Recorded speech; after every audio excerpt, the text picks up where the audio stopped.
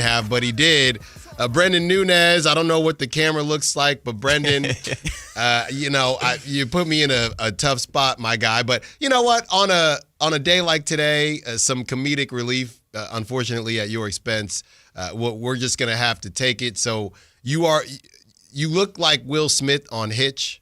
Yeah, I still need to look this up. I've seen the movie. You guys are killing me with this movie stuff. I've seen a lot. I've seen the movie. I just don't remember. I don't remember the scene. Frank, you ever seen Bedazzled? Okay, well now you lost me. Gosh. I've seen Hitch though. Okay, so Brendan, you're fine. My eyes to are real red. Yes, I have a cat allergy. They got way worse over the course of my life. Okay. So I already grew to love cats, and then I learned later that I just can't do this. They don't love They you. got a good look of my eyes on the cam, it looks like. So where I live, there's a cat that comes to my door and cries to be let in there. Yeah, they do that. And make me feel bad because people are like, well, they don't know that you're allergic. And then last night was the night where you said, I said screw it, and I let the cat in the room for a while, and my eyes have been watering nonstop. You know what and I blame the Kings. Yeah, exactly. You needed some type of support. Exactly. After the Kings, and now I was thinking he wanted his eyes shut. Well, I was going to say now you would have been better off. You would have been better off doing it before the game, so you wouldn't have to watch that. It's true. Ridiculous embarrassment of a AAU. I've seen, back in my day, I don't know if I was good enough for AAU, but MVP flight, and you ever come up against a team that just is on another level, you know what I mean? They got kids dunking in 8th grade. That's what's going on with the Kings right now. I said last night that this reminds me when I used to go to the YMCA in Barcadero, and you never know who's going to be in the gym, right? Now in the summer, when the college dudes come home and they want to hoop, it's a tough go, guys. Right, that's how it's a tough go. It feels like when you're on JV and you'd have that one or two scrimmages during preseason with the varsity team, and it's like, oh, okay, we're trying to run our stuff here, but everything we're running just gets stopped at the line, and then the varsity team is just laying it up at the rim, and you're like, I mean, Coach, what am I supposed to do here? No. These guys are, 3 years older than me. They're in slides. Yeah. They're not even in sneakers. Crazy. And that's how it felt, guys, because, look, in those situations, right, me and my buddies, we would battle. We would scrap. Maybe we win 1 out of 5, 7 games. But these You might dudes, not win the game, but you're going to win the fight. Right? I'm going to fight. But these dudes have a separate set of tools that this Kings team doesn't have when it comes to size, length, athleticism. With all that being said, Doug didn't have to talk about any of that. He didn't have a chance to get to any of that because the effort wasn't there. Doesn't matter if all the things that I just said are true, the effort wasn't there. You guys in the building the last couple nights, Sam Amick talked about, look, man, at some point there's just an emotional toll that starts happening. We're on game 12, right? They're 3-9. Brendan, let's start with you. These last couple nights from the fakers and the haters and the shot makers and the debaters and the whatever, the Raiders, I don't know, to last night, again, with I want to suit up at 55. What has happened the last 2 nights in that press room? I mean, they are losing games, and they are losing in very, very embarrassing fashion to the point where, centers are just walking to the rim. This is prior to last night. Chris and I were talking about this. Jalen Johnson's practically the center of that team, for all intents and purposes. He's the one attacking the basket. You have Rudy Gobert putting up damn near 20. Isaiah Hartenstein had the night of his life because the defense is horrible for the Sacramento Kings, just to be blunt. The points in the paint have been really bad these last few games, and their pick and roll defense, they're just kind of backing up while defending guys until the point where they're pretty much under the basket, and guys are just getting easy layups. And from Doug Christie's side, he's been preaching a defensive orientation since the beginning of training camp. He's a defensive guy. He's a 3-time all-defensive player during his career. I'm sure that that's where he wants to make the mark on this team. They obviously don't have the personnel for it, but it feels like all this frustration is coming out because he wanted to have that strength.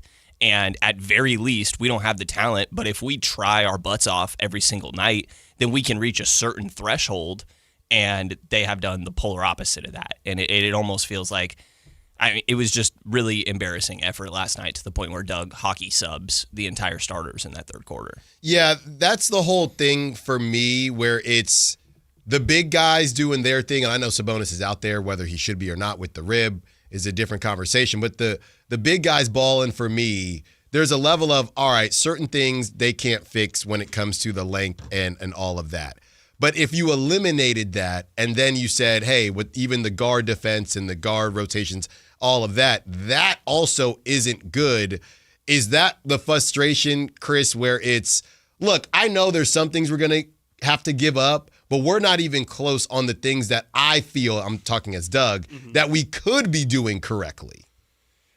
Yeah, I mean, I'm still trying to kind of figure it out because it feels like I think the frustration for Doug is that he just still believes that the defense can be better, but and he's just willing to really die on that hill. Like I think he again, like he continues to say, and he said it the other night after that weird intro press conference, or the pregame press conference. It was strange. Definitely weird. Yeah, when your coach just gives a prepared statement and then doesn't take questions after in the pregame, that's strange. And then after the game, I think it was Chris Biederman asked him about offense, and he, pretty much was like, or didn't even ask him specifically about offense, asked him about Dennis Schroeder's offense, and, then Doug pretty much says, we don't need to talk about offense at all. Like, our offense is fine. We have great offensive players. It's the defensive end that really is the only thing that matters.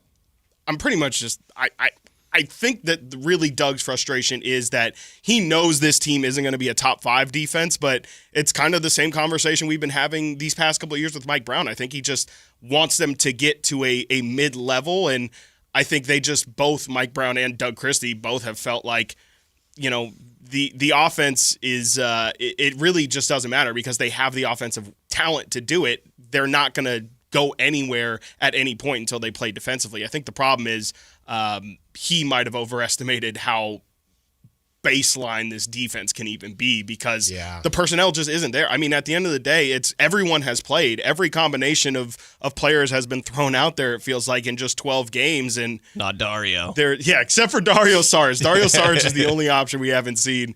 And it just feels like there's no difference really in terms of like the fundamental core problem of rim protection. I mean, people can say Keon Ellis, great defender. We have all seen Keon Ellis at multiple points here get blown by. Like he is human as well, but like he is not a perfect defender. He's not the reason why the Kings defense sucks. So I don't know. I think if your real question is, what is really the thing that is getting underneath Doug's skin the most? I think it's that he actually really believed that this defense could be solid. It's just that it's really not. It's like the worst in the NBA. But I don't even get how, and no offense to I mean, Doug is a 4-time all NBA defensive, threat. I don't know how you can look at this roster though and feel confident in them. And it's really, like you said, Chris, it's personnel.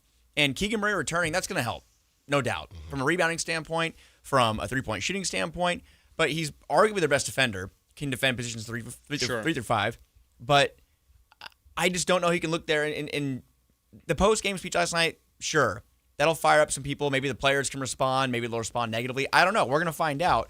But you can bang your fist on the table and have post-game press conferences, calling out effort, what have you. Nothing's going to change until they have better players that can just simply play defense. And they don't have players who can play defense. They have 2 really that are, I would say, plus defenders, Keon and Keegan.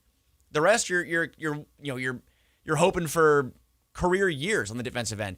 Dennis Schroeder, he can bring some intensity. I wouldn't say he's a stopper. I wouldn't say he's someone that you expect to see at the top of the league, even deflections per game.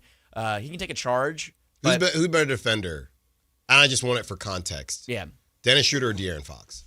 De'Aaron Fox. I think De'Aaron Fox is a better defender. I think he got a lot of – I think Fox – and I think a lot of Kings fans maybe were groaning at that, but I think when De'Aaron Fox was locked in the last year and a half, 2 years, I mean, he was tied for the NBA lead in steals and steals per game.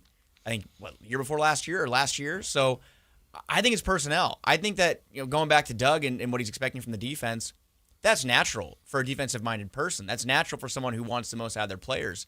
But I'm looking at their rankings and everything across the board. I mean, defense alone, even if you want to change the subject about, okay, well, if you're not going to play good defense, at least play well on offense, they are 28th in three-point field goal attempts, 25th in makes. They're 25th in free throw attempts. They're 24th in makes. They are 3rd in 2-point field goal attempts. They live in the mid-range. I think Brendan highlighted that the other day. They live in the mid-range. They are a mid-range heavy team that cannot defend. They don't get out in the break. They don't make you pay. They got beat 33-8 on fast break points last night. They're sloppy all over the board. So I look at last night's speech from Doug and say that's really cool, and I get it. And I think a lot of Kings fans can relate to that because Doug, what he said is true. He truly cares about the city of Sacramento. He truly cares about the fan base.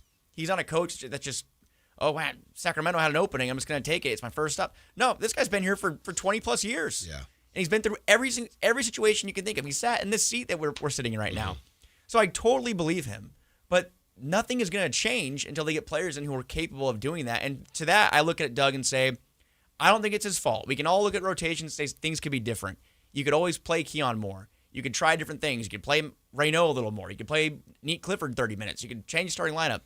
But you don't have guys that can defend the positions that hurt you the most, which is the forwards, the 6'8", 6'9" guys and above that are just dominating the Kings every night. So I just look at it, Doug, and say, might want to get a couple more speeches ready until some moves are made. Well, go ahead, Chris. I was going to say, I do think that kind of does make me realize, like, maybe that's the frustration that Doug feels. I mean, you kind of, like, it was funny him saying, I want to suit up at 55, but I think that's really where his frustration might really lie from, is that he looks at this, and we heard how passionate he is about the Kings and wanting to get this thing going and, talking about, we won't have that as a Sacramento King and really caring about what the identity of that brand means. And I think the thing that is so frustrating is that he legitimately does feel all of those things, and he doesn't feel like the players are reciprocating that at all. And I think it's why in the preseason we talked a lot about why this team would probably be a much better young team. Like, Doug is much better for a young group, because I think these messages that we're hearing really resonate with young guys. And he even said,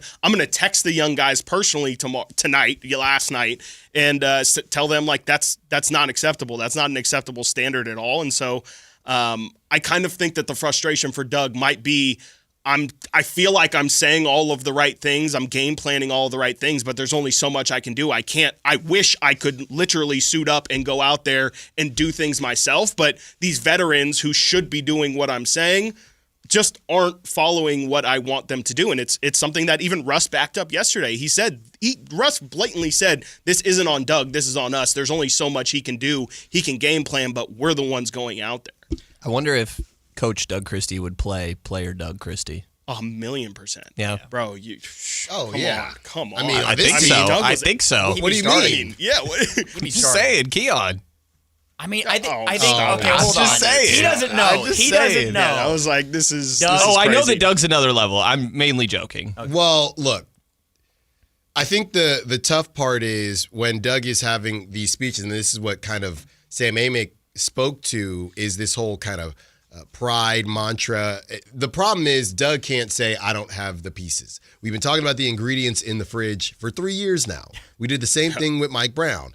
Doug can't say that. Doug has to make this team as good as it can be, right? And the expectation, we talked about it, the difference between Jordy with the Nets and a team that's literally tanking to a team like the Kings, where I think they thought they were going to win. We don't know if Scott Perry has a secret plan. The Dave stuff, we don't really know. But to that point, it's kind of turning into, and I got, I'm going on a nice dinner yesterday. I go see Ty Dolla $ign. I keep telling people. Ooh. So I got steak on my mind. I got the ribeye, medium plus. It's kind of like cutting a steak with a spoon. Like, that is what Doug is attempting to do. And if you get in there, eventually you can get a little something, but it's not going to be easy. And that's where this whole thing is. Chris, you brought up a good point. Thank you. Because I talked about this a couple weeks ago, and the approach that I had to it was, we want to talk about vets.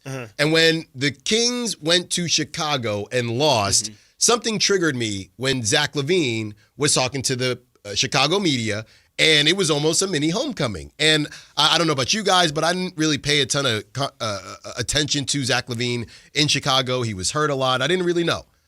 But Zach LaVine was really passionate when he was out there. And he was talking about how he became a man out there and how he raised a family out there. And it resonated with me because of what you're saying, Chris, and this whole Doug pride thing. And this is what I said on that day. You got a bunch of assassins. All of these veterans, none of them are ever going to call Sacramento home. Right. Very mercenary. So I do think that there is a disconnect between Doug saying you should bleed purple and black or whatever and Beam, and they don't. Well, none of these guys were drafted by this organization either. It's De'Aaron Fox was the only one, and that he's the only one who you could really say gave any sort of damn about. You can say Sabonis, and you can say Malik. Definitely Malik. Maybe they were on their way, but I think things have changed now. You don't have to say. I'll give Malik credit for sure. Yeah. Malik's done a good job of actually connecting with the community. I haven't seen DeMar DeRozan, say a single thing. I don't need you to. You don't have to be drafted, right? It's just about. I think it is about your age and what's buying left, in. Yeah, and what's left in your career. Tyrese Halliburton did that. Exactly. He wanted to be a part of the culture shift. He was he was wearing the Jason Williams shirts and the Doug Christie jerseys. Right. So we got Doug saying pride, Sacramento, this is what I do, all the Doug isms that we have. Meanwhile, you're starting Zach LaVine, who he's already said he's got his home. Right. Chicago's his home. Right. It will never be Sacramento. Or LA, I mean, yeah. Or LA. Yeah. It ain't, or up north. It ain't Sacramento. DeMar DeRozan, I know they like to keep saying he's home, even though he's 6 hours away, depending on who's driving. But DeMar DeRozan ain't home. I don't know. I don't know where DeMar DeRozan is. It Toronto? I don't know. It is not Toronto. It is not Sacramento. It is not Sacramento. We know it ain't Westbrook. That's OKC. Right. I'm pretty sure it's OKC. So those or LA. All these guys are LA. Yeah. So you got three of those guys right here. A lot of these guys are here because it's close to their actual 45 home. Right? Exactly. It's the Sacramento old pitch, right? Exactly. It's 30 minutes from Tahoe or whatever. Dennis Schroeder, he's a nomad, right? He's just I don't know, Atlanta. I don't know. I don't know. It's hard to sell these players though on like a hey, let's be part of the team that turns this around when all we're talking about, and I'm sure they are very well aware, is that everything comes off the book in 2 years.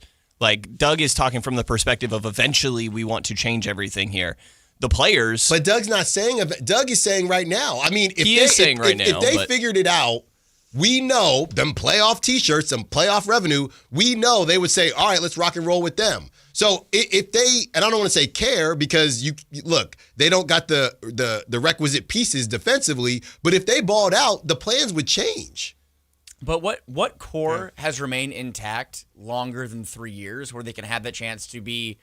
I mean, I think we all thought at the end of 2022, 2023, the Beam Team year, that these guys are going to be here. This is going to be... These are the staples. Mm-hmm. Fox is going to be here. Sabonis is going to be here. Kevin Huerter's been playing well. Malik Monk is a fan favorite. Yeah. All these guys are going to be here for the next half decade, right? Yeah. No. I was on my way. I came from the Bay. I'm like, hey, we got the Beam out here. Yeah. What's going on here? The last time, I think, Sam was on this morning, Sam Amick was on, and great segment. You guys should go check it out if you haven't, sacnosports.com. I've already plugged it. I've already plugged it. But he had a good point, and we talk about it all the time. Check it out tonight. Is this area too nostalgic, and the Kings organization as a whole too nostalgic about the early 2000s team? Yes, but at the same time, and I kind of thought, that was the last time they kept a core together for longer than 2-3 years. They rode it till the wheels fell off, and they did. They rode it from 1998 to 2006, and they made the playoffs every time. The Beam Team Kings, year and a half, 2 years, tore it down. So if you want to have that kind of mentality, and I get what Doug's putting out there, he wants guys to bleed purple, be a part of it, feel it. You're not going to feel it when you're 5-24, which is what they're on track to do. No one's going to want to buy in. These guys are going to be on the way out of here in a few months if this continues. So to get to that point, Doug, the fan base, everyone as a whole, which I hate the word patience regarding this, but it's going to take more patience because if you want to have players, if Anik Clifford's going to be great and be a 20-point scorer, if that's like his ceiling. We were talking last night, Chris and I, about, man, I wonder what his ceiling is going to be. If he could be an 18, 20-point per game scorer someday, it's going to take a little bit. If you want Devin Carter to pan out, which it doesn't seem like he's someone that, maybe he's going to be here a long time, but just the example is having those players that are going to be around for the long haul where you can kind of mold them into becoming a part of that culture that Doug wants to build, not guys that are in their prime or past their prime that are just looking to keep playing for a little bit longer. Yeah, my larger point is how they said we want to build a culture. That's what they've been saying with these vets. But the way it's tough because you have Doug who's talking about Sacramento culture when you have a bunch of guys that aren't connected to Sacramento. And I know that might be rich coming from me, but look, I had a kid out here. So, it's real. So you're part of I pay taxes out here. Naturally, you know what I mean? Well, I'm part of Sacramento now. The reality is, the history of what it means to be a Sacramento King is not this, positive thing that Doug is speaking on right now. That's what he's trying to change it to, and that's why he's trying to alter it. It makes sense. But from a player perspective, you hear this, we want to be the Sacramento Kings, what it means to be a Sacramento King. Right now, it does not mean anything good. No. I'll tell you that. And like, I just don't think that the players honestly even have a reason to have that much of like I want to take pride in turning this around. Zach is probably only going to be here 2 years. DeMar could be gone after this year. Domas might not be here after 2 years. Like, it's hard to sell these guys on like wanting to change something for this city and change the culture of a team that has been towards the bottom of the league for the past 2 decades. For the entire time that any of them have been in the NBA, the identity of the Sacramento Kings has been nothing but negative. And now Doug is talking like, oh, well, this is actually what it is. And again, I get why you're pushing in that direction. You need to change that, but it doesn't seem to be hitting with these guys. I just wanted to defend DeMar DeRozan quickly as we were kind of talking about these elder statesmen coming out and, buying in or not, whatever the case is. But I just thought about it when we were going back and forth, Chris, off the top of my head. Yeah, DeMar signed up, and look, the word on the street is that there was a bit of a Sacramento tax involved that got him out here to come on home to Sacramento. But there was also De'Aaron Fox, Mike Brown. This ain't what he signed up for. No. This is not what he signed up for. So if there is a level of, man, I don't really know what the hell is going on out here. This is not the team that I signed to. The coach is gone. The GM's gone who brought me on. So even if at some point DeMar kind of wanted to, hey, yeah, I don't even know how to, I love my comparisons. I don't even know what to compare it to. If you have your homes, maybe these guys are all in their mind, hey, that's a cool vacation home, right? Or a beach home in Sacramento, because they got their real homes where they've set up shop. I don't even know if it can be that, because the one guy, the big acquisition last season, when you blew that whole thing up, we didn't really talk about it. We talked about it with Malik. We talked about it with Sabonis. But DeMar was a guy who, this is not what I signed up for. So why, what I got to hear some, let's be honest, I got to hear some rah type deal when I'm 36 and whatever season he's in. It's just not going to resonate. Yeah, I don't know. I want to push back a little bit on, like, these guys aren't quitting on themselves. Like, it's not like they're out there. I mean, there might be, hey, we're down 25. Like, I'm not going to put 100% effort into getting this comeback. But I don't feel like it's gotten to the point where these guys are thinking they're still showing up to the facility on a day-to-day basis. Like, I don't think they're really thinking about long-term and, I not buying into building an identity. Like, I think these guys all understand it's in their best benefits for whatever their goals are to win games. Like, sure.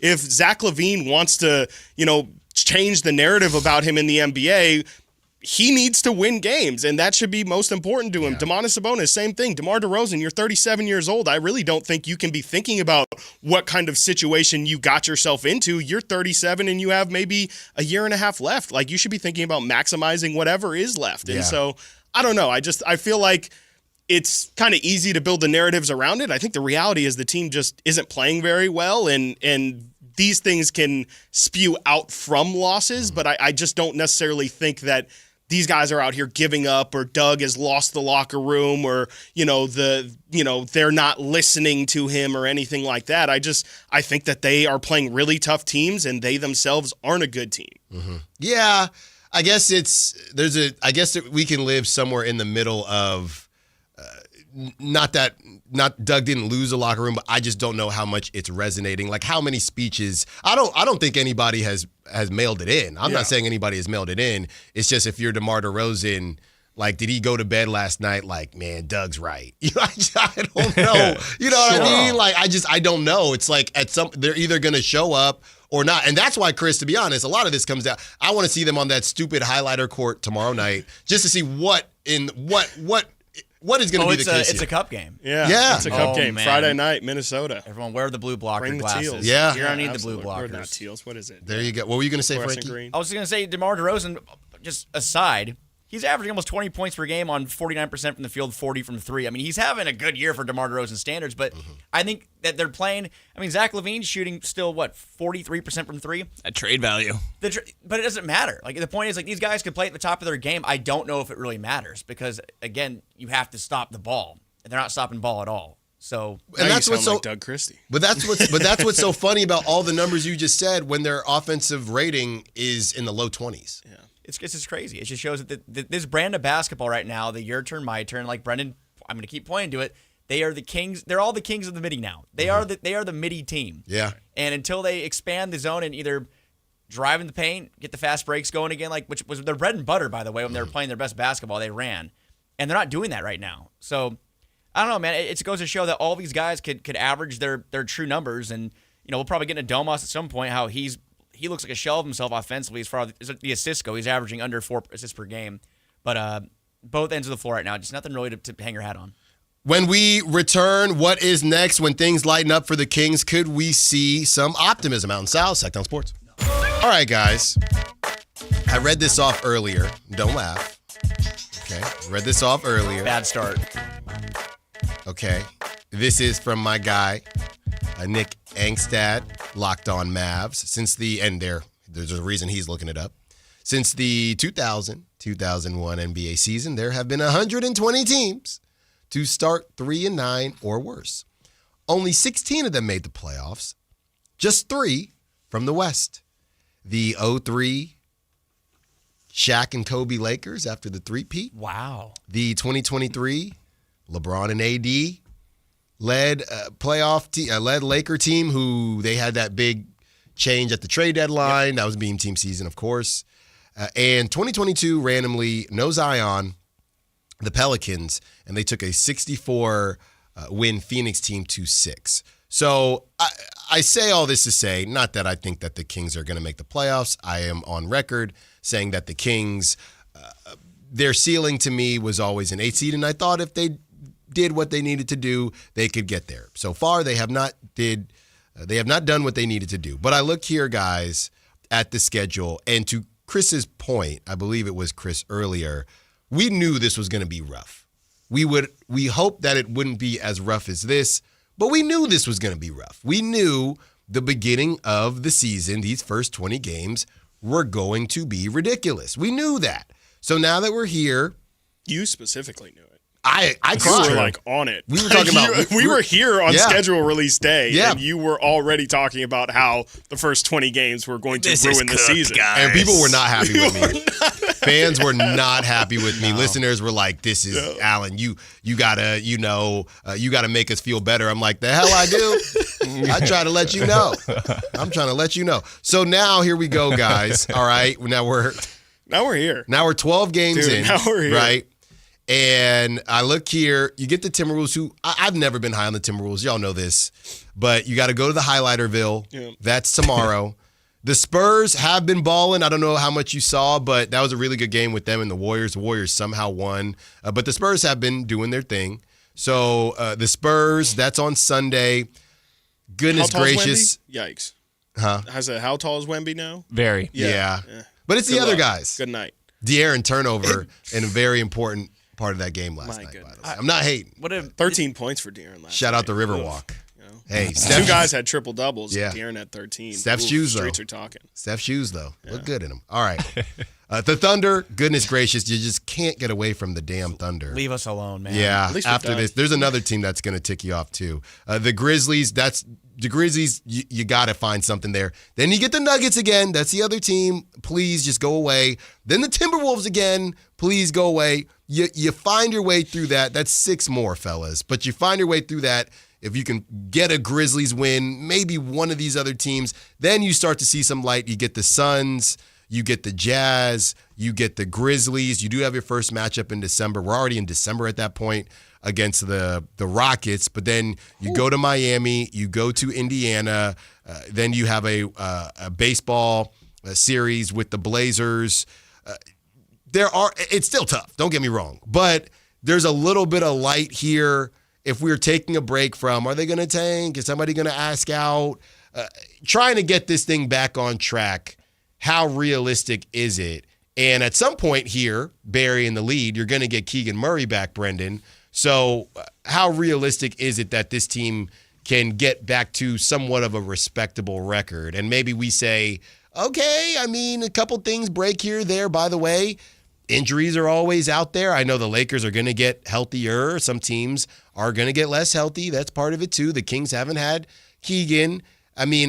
How far-fetched is it that this team can at least start to look somewhat respectable and, have a 9-seed conversation? Yeah, it still feels in the cards. This is where you do the classic, like, well, they have talent, and we have no clue how it fits together. There have been good moments. It's not like it's all been horrible. For what it's worth, all their wins have been extremely close. But they went into Milwaukee and they beat the Bucks. Yeah. They played maybe one of the closest games of the year against OKC, who is playing ridiculously. They're 12-1 already.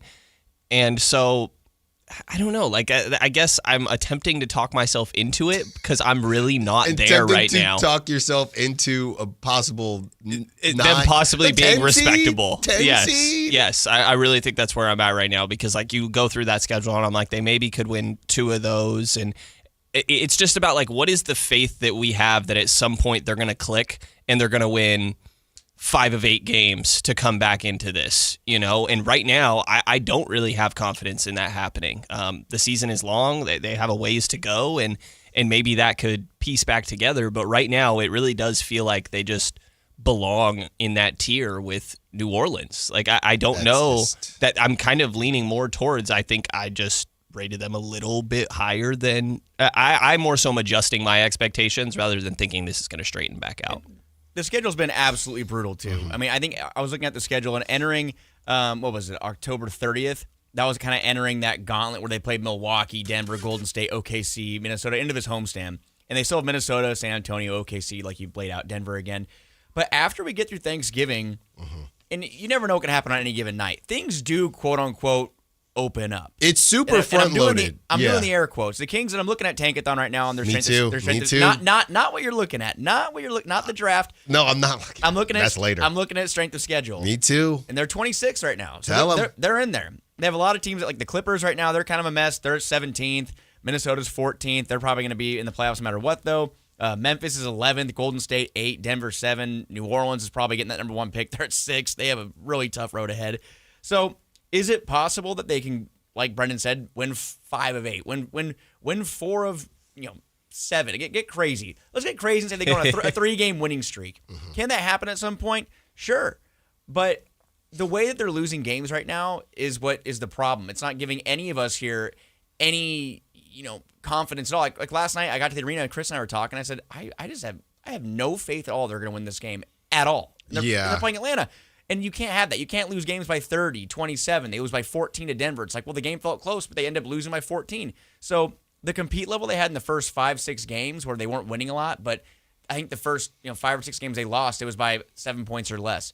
Get back to that compete level. You'll probably steal a couple games that you should, maybe lose some that you wouldn't, but right now they're just getting steamrolled every game they play. Yeah, and I think the main thing is we knew that the tough part of the schedule was going to be front loaded.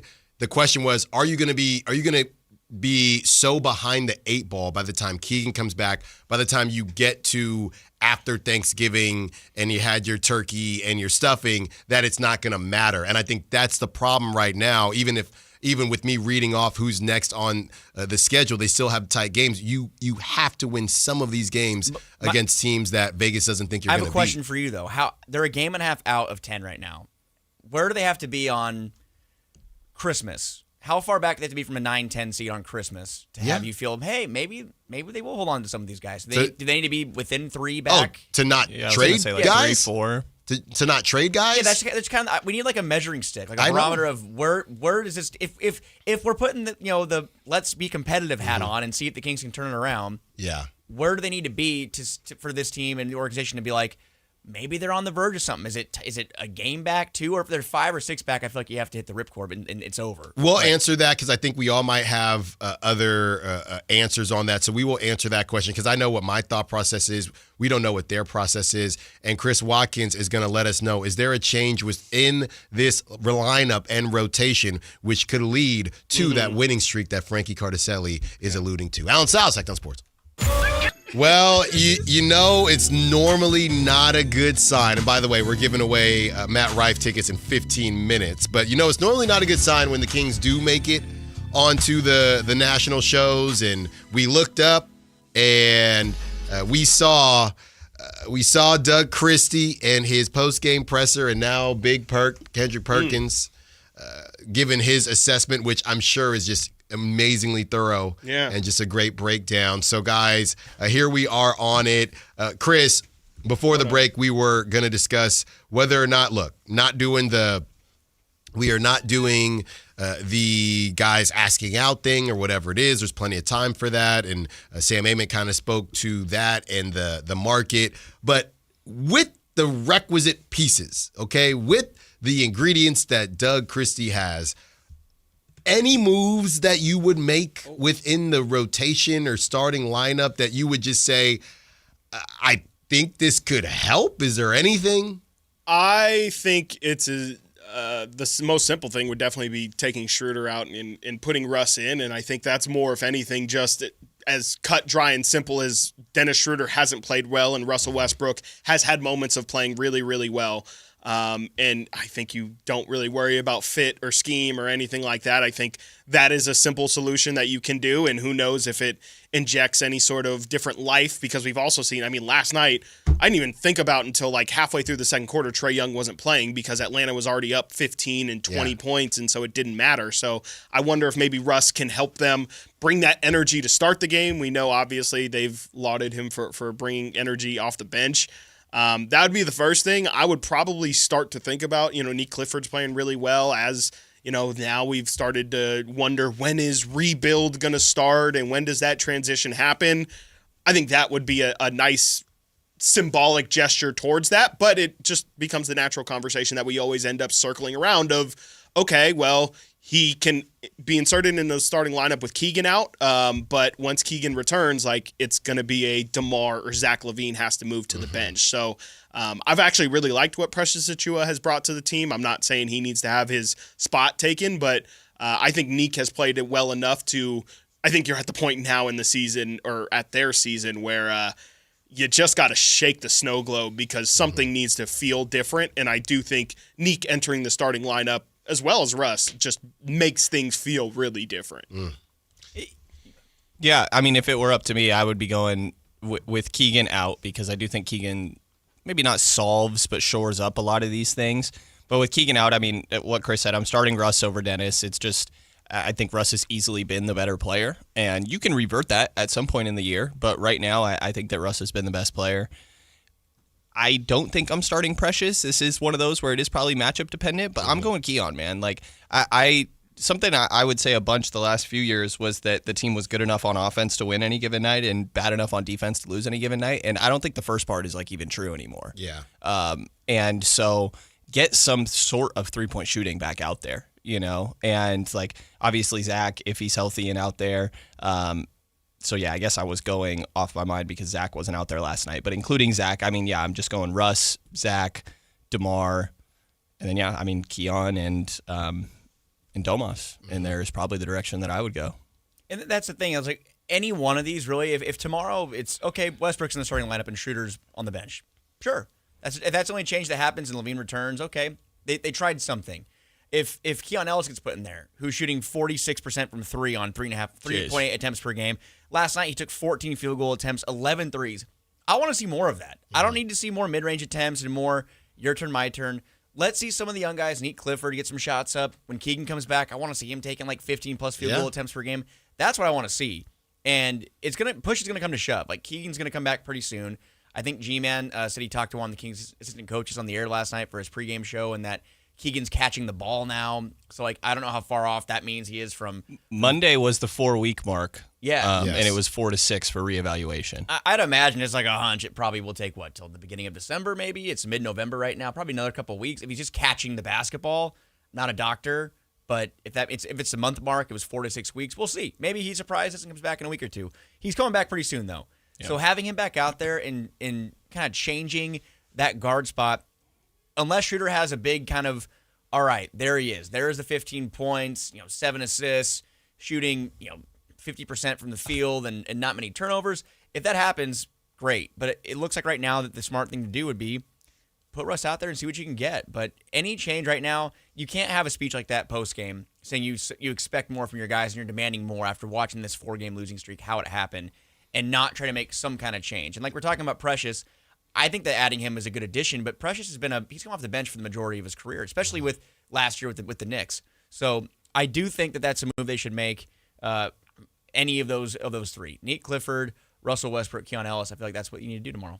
Yeah, and I agree, and that's why I kind of asked it in that way. You can't do and say what Doug just did and run the same thing. Or at that point, then a lot of people are just going to say, all right, well, you're saying one thing and kind of doing another, because we know what this team is. And in the current state with the rotations that you've been doing, even though they've run a lot of different lineups, it's still a lot of the same guys. It's interesting that the DeMar DeRozan thing to the bench hasn't really come up, but it's almost as if, well, offensively, he's still scoring out there. Yeah, there's not enough scoring. Night, really, yeah. There's not enough right, scoring. because the offense does look bad at points. And that's where it's like, well, it would be nice to have a guy who can be a little bit of a, just feed him in the post 5 possessions and he'll get you 8 points. Yeah.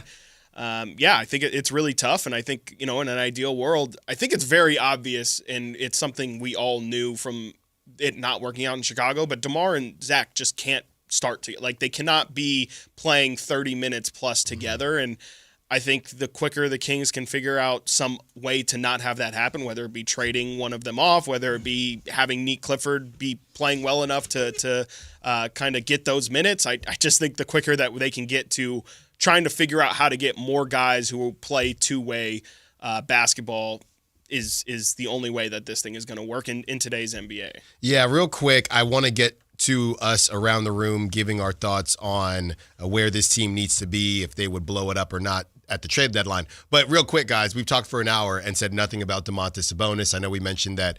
I think it was you, Frankie, kind of a shell of himself offensively, or I know it was one of the three of you.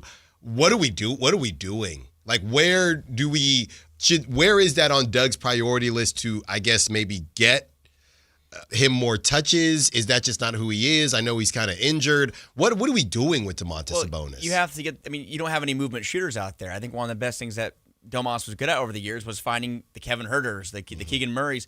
Keon Ellis was on the floor. You have Zach LaVine, who usually is not coming off a DHO, not kind of coming off movement. He's stepping into a 3, creating his own offense, which is great. He's a bucket getter. But Domas is kind of at that point setting picks or getting ready for the board.